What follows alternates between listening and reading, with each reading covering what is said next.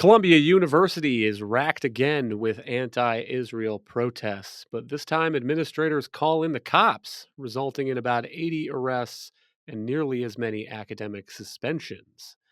Meantime, President Trump escalates his feud with Harvard University, cutting off future federal grants and even threatening to take away its tax exemption. From the opinion pages of the Wall Street Journal, this is Potomac Watch. Welcome, I'm Kyle Peterson with the Wall Street Journal. We're joined today by my colleagues, columnists Kim Strassel and Alicia Finley.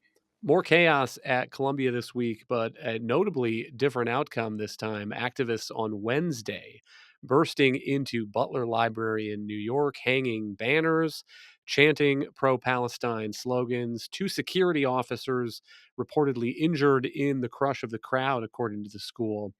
Yet after several hours, Acting University President Claire Shipman called in the New York Police Department. A statement from New York Mayor Eric Adams that night saying that at the written request of Columbia University, the NYPD is entering the campus to remove individuals who are trespassing, unquote. By about 10 o'clock that evening, the news was that there had been about 80 arrests, mostly for criminal trespass. And then on Friday, the university saying that it has handed down about 65 interim suspensions to students who were part of that activism pending further investigation. Let's listen to a bit of what Acting President Claire Shipman told Columbia University and the community there in a statement earlier this week. Let me be clear. What happened today, what I witnessed, was utterly unacceptable. I spent the late afternoon and evening at Butler Library as events were unfolding to understand the situation on the ground and to be able to make the best decisions possible. I arrived to see one of our public safety officers wheeled out on a gurney and another getting bandaged. As I left hours later, I walked through the reading room, one of the many jewels of Butler Library, and I saw it defaced and damaged in disturbing ways and with disturbing slogans. Violence and vandalism, hijacking a library, none of that has any place on our campus. These aren't Columbia's values. She went on to say that she was heartbroken and incensed that this disruption took place the week before finals, forcing about 900 students to halt their studies. Kim, the first thing to notice about that is what a change in tone, it seems, a change in attitude by the administrators toward these kinds of disruptions. Yes, thank goodness. And it's worth noting how all this unfolded, too.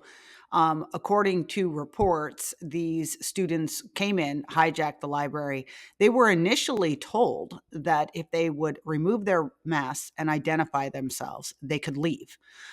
They refused to do so, and instead they began defacing the library. 900 students, as you said, had to leave their possessions behind, stop studying, go out of the library. Some of the stuff was really aggressive too. I mean, speaking of violence, I mean, there were things written like Columbia will burn.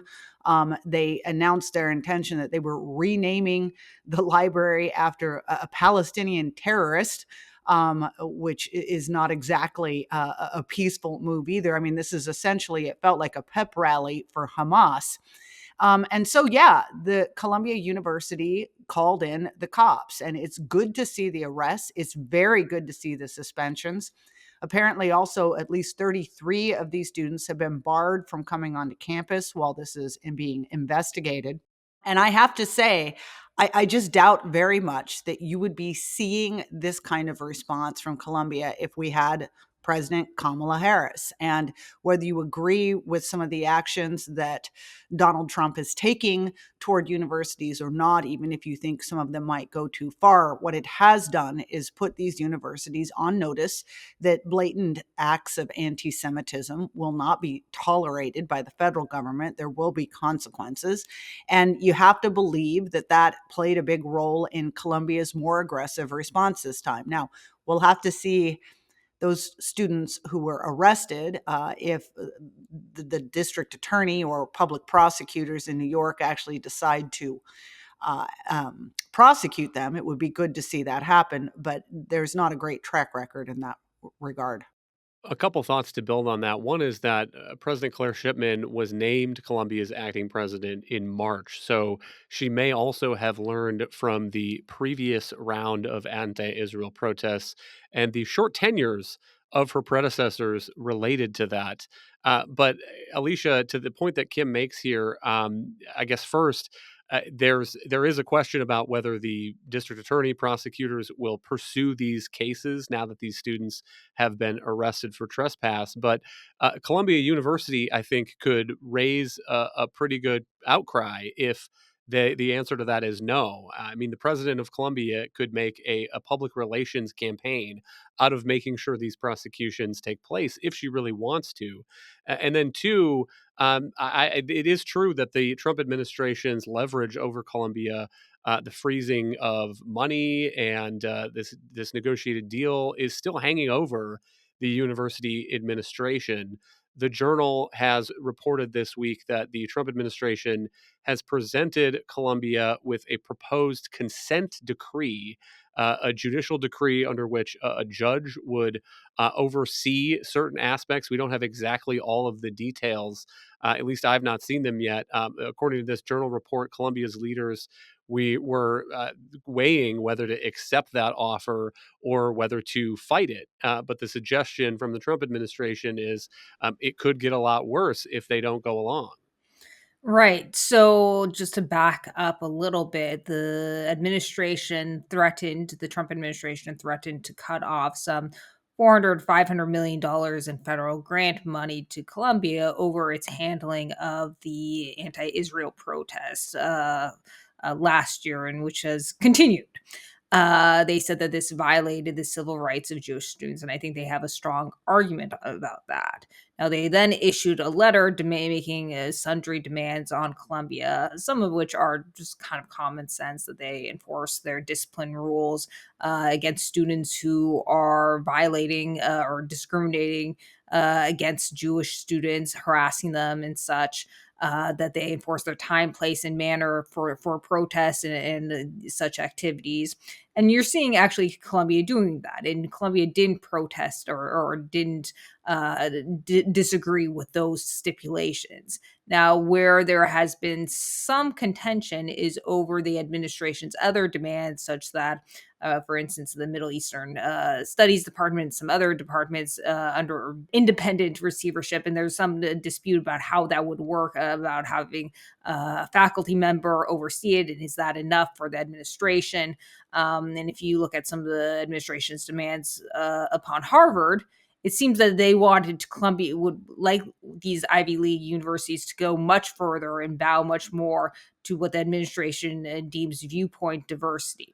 So, as you point out, we don't know exactly what's in the consent decree. This is really an unprecedented action. Usually, when there is alleged violations of civil rights, the education department investigates, produces a kind of a fact-finding report, and then seeks to negotiate changes with the universities that at least allay those concerns. Now, the administration says that these are essentially toothless and haven't really resulted in any reforms, and therefore that it wants kind of a consent decree that would be overseen by a judge with enforcement powers if the Columbia doesn't follow to a T what the administration wants. Now, I think again, this is probably a little overboard, but that basically this threat is overhanging Colombia as all these protests, or I wouldn't even call them protests, are almost riots, are going on.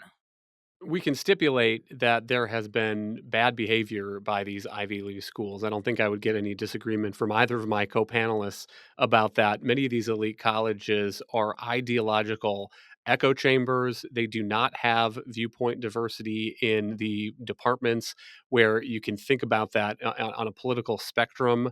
And they also, I think, have failed to stamp out anti Semitism on their campuses and sometimes maybe to uphold the federal civil rights laws that are protecting Jewish students.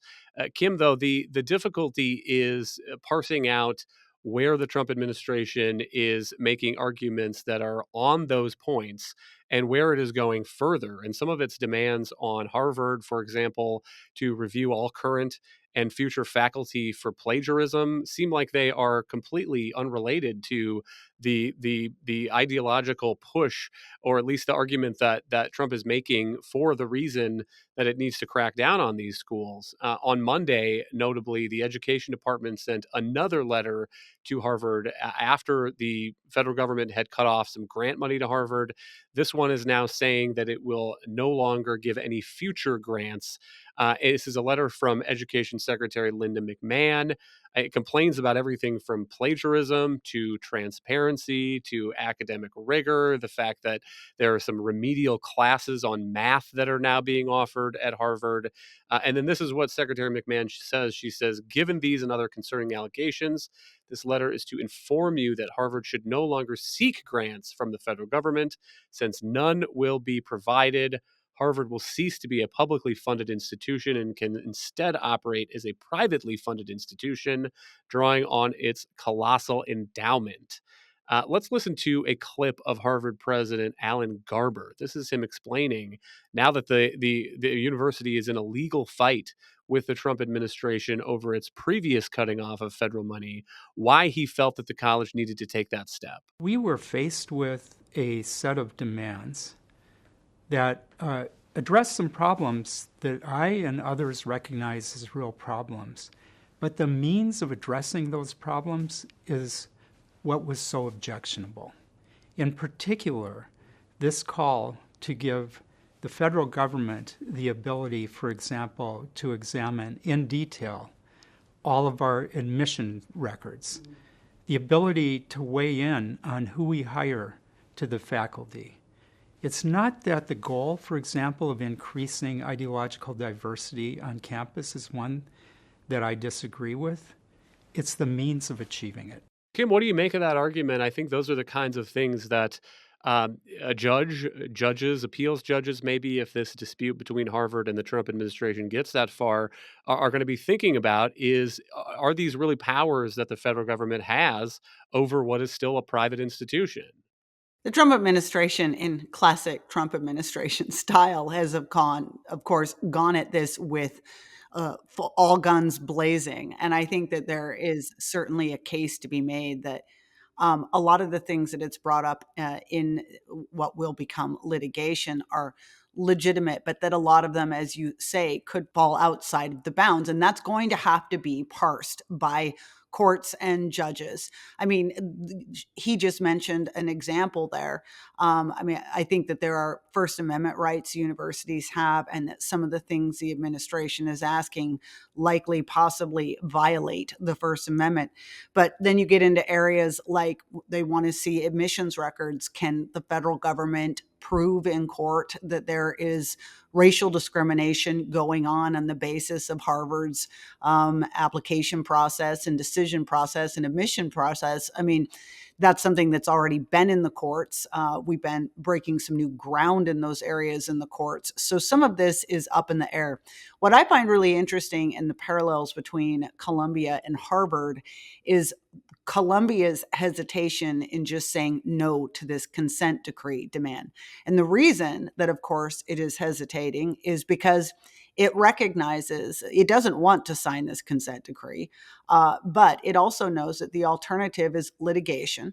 And litigation could mean years in court battles. That is, years at which potentially this grant money remains out of its reach.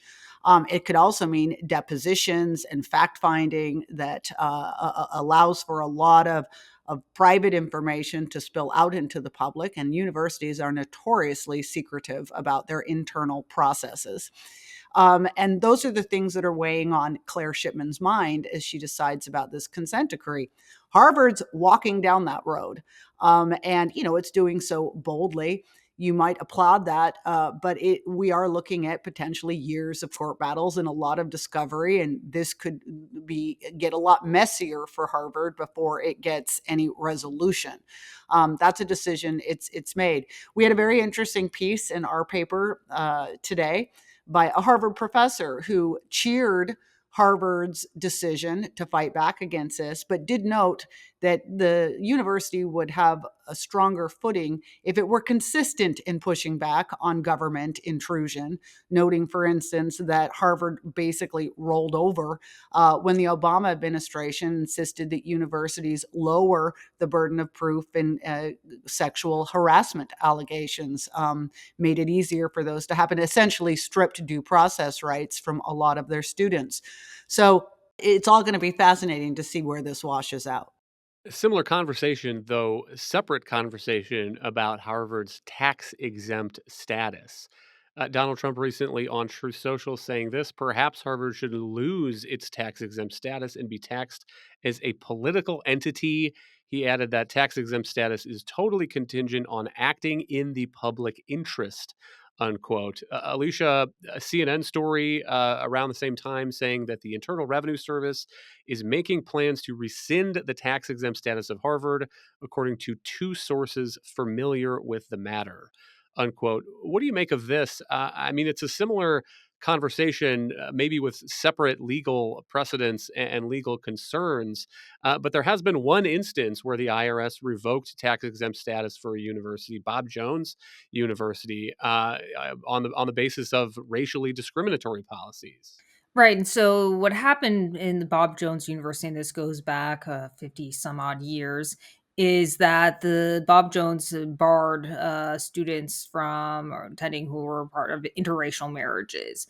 Now, the IRS in 1970 adopted a policy of barring tax exempt status for 501c3s for private schools that engaged in racial discrimination. And this went up to the Supreme Court when the IRS pulled went after Bob Jones University and tried to pull its tax exempt status.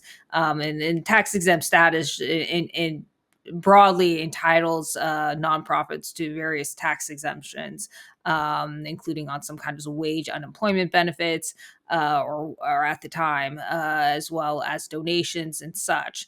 Now, the Supreme Court ruled in favor of the IRS on the basis that an institution, quote unquote, seeking tax exempt status must serve a public purpose and not be contrary to established public policy. Now, I think this standard is very vague. It isn't written anywhere in the IRS tax code. In fact, the Section 501c3 of the tax code that specifies, the nonprofit status as the corporations organized and operated exclusively for religious, charitable, and educational purposes are entitled to exemption as long as they operate on a nonprofit basis and don't participate in political campaigns or lobbying. Now, it says nothing about public purpose or public policy.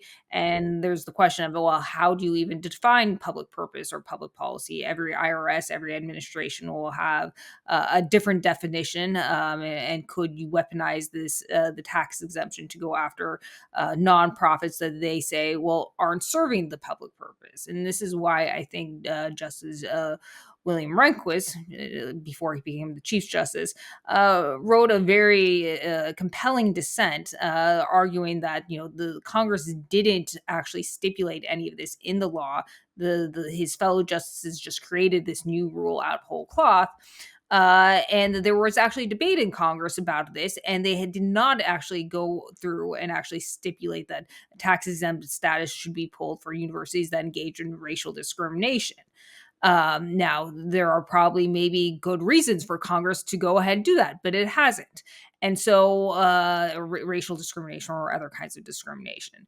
So, I think if the Trump administration were to go through with this, by pulling Harvard's or yanking Harvard's tax exempt status, I think you would also see a legal challenge. But I think it might turn out a very different way that presumes that it would actually get up to the Supreme Court before you get a Democratic president. But I think even though the conservatives on the Supreme Court have been very leery of agencies writing into the law and revising laws in ways that extend their power and make stipulations that Congress didn't provide. And you saw that with this Supreme Court's Loper Bright Enterprise decision that said that agencies should not receive deference to their interpretations of supposedly vague vague laws, as well as the West Virginia v. EPA case and other cases related to the major questions doctrines, basically stipulating that that agencies cannot take significant, politically significant or economically significant actions without Congress's express approval. Now, again, Congress did not expressly say that IRS can pull tax exempt status for any university, nonprofit, or such that it accuses of discrimination on whatever basis. And so I think that's would be the argument that Harvard will ultimately make. Again, whether this ultimately even gets up to the Supreme Court, who knows? Kim, what's your take on this? To repeat that phrase in the Trump Truth Social post, it says tax exempt status is totally contingent on acting in the public interest. And one of the concerns is that this president may define public interest one way, and the next president may define it another way. And it is not hard to imagine a future Democratic administration saying, this university, this think tank employs people with views on climate that we think are contrary to the public purpose. And that gets to the point about the targeted nature of this, at least it seems to me. I mean, the tax laws are supposed to be the rules on the field for the game that all the players are treated neutrally with. And if we want to have a discussion in Congress or a debate in the media about whether it makes sense to have a tax exemption that is available to institutions that have foundations and endowments with billions and billions of dollars in them, maybe there's an argument to be had there. But that's an argument that is on the basis of what is good public policy for everybody, not this is an institution that one administration doesn't like and wants to make an argument is against public policy. And once again, we get back to the point that maybe Congress ought to do its job. You have all these members of Congress that are applauding Donald Trump saying this about, revoking Harvard's tax exempt status. But if they had done their homework, they would know that this has not been defined by Congress. In fact, they would be pointing out that this is a prerogative reserved to them as the lawmakers of the nation. And then they would go, and if this is something that they really wanted to change with regard to educational institutions, not Harvard in particular, but educational institutions writ large, they would go through the tax code again. And while they're at it, they could also maybe make some other fixes so that we're not all drowning in taxes. But this is always too hard for Congress. And it's my bigger beef about this entire fight that's going on right now with educational institutions. I mean, if you step back and think about why a lot of Americans have a lot of hostility toward these Ivy League campuses, part of it, yes, these anti-Israel protests have brought into focus these sort of radical students. But more broadly, Americans are frustrated with these ideological institutions that operate entirely on the left, and they suppress viewpoint diversity. And there's all these crazy grad students that are running around, and they cost an absolute fortune, and they take federal taxpayer dollars. And that's what the Trump administration is railing against at root. If you can see that in the demands it's asked of these universities. But these are the symptoms of a problem, not the disease. You have to ask, how did we get here in the first place? And once again, Congress, right? I mean, we have a student loan program that it has never taken care of, like it just let grow and balloon into huge proportions that allow these kids to go and become graduate students forever. They're radicalized. They can't get jobs in the real world, so they stay on campus and they pass along their ideology to undergraduates.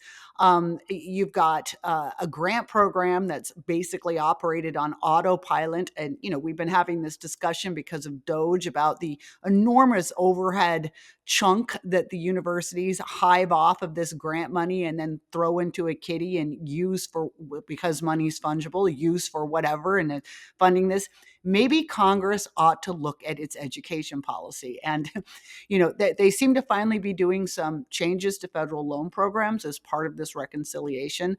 But this just comes back. Congress never does anything. Nothing of substance, except for, applaud or boo when presidents take unilateral action. And at some point, they might want to remember they have a role in our three pieces of government, too. We'll give you the last word, Alicia. But on that point, one thing that I've heard you raise is that Congress could cap loans for graduate students in a way that would stop universities from using these kinds of graduate programs as big money makers.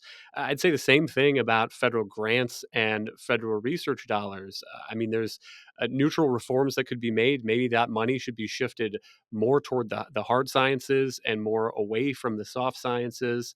But I guess my pitch again for neutrality is that if we are going to give out federal money for research money for medical research, cancer research, and so forth, I think we should give that out on the basis of who has the best grant application, who has the most promising research, and not start cutting off grants to institutions that are doing things in their undergraduate programs that one administration doesn't like, when those undergraduate programs are pretty far removed from the people in the cancer lab across campus that have maybe not seen or taught an undergraduate in 5 or 10 years.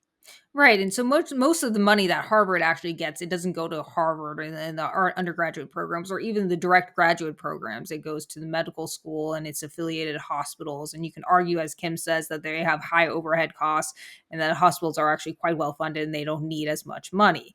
And I would generally concur with that.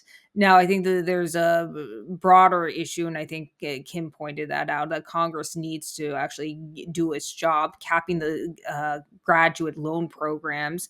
Right now, it's open ended, and this was actually thanks to a change that Democrats made with George W. Bush that removed any cap on the federal loans that you can borrow to get a master's degrees or PhD or law school. And this is why most of the increase, almost all the increase in federal student debt over the last decade has been for graduate programs. You've actually seen a decline in students going to undergraduate or going to college for 4-year degrees, but you've seen a huge expansion of these of students going on to get graduate degrees, mainly masters and as well as some PhDs. More schools are also adding law programs, but there is a real issue when you have increasing high unemployment among degree recipients. I think we pointed out in an editorial the other day that the unemployment rate for recent graduates of 4-year programs is around 15%, whereas it's around 2.8% for community college grads, and actually 9% for those who graduate with advanced degrees. So something's wrong here. And really, Congress needs to provide some kind of accountability to make sure that it's not just colleges, Harvard including, aren't just taking in these kids, ladling or saddling them with hundreds of thousands of dollars in student loans that they can't repay because they don't really have any hard skills that the market demands. Thank you, Alicia and Kim. Thank you all for listening. You can email us at pwpodcast@wsj.com. If you like the show, please hit that subscribe button, and we'll be back next week with another edition of Potomac Watch.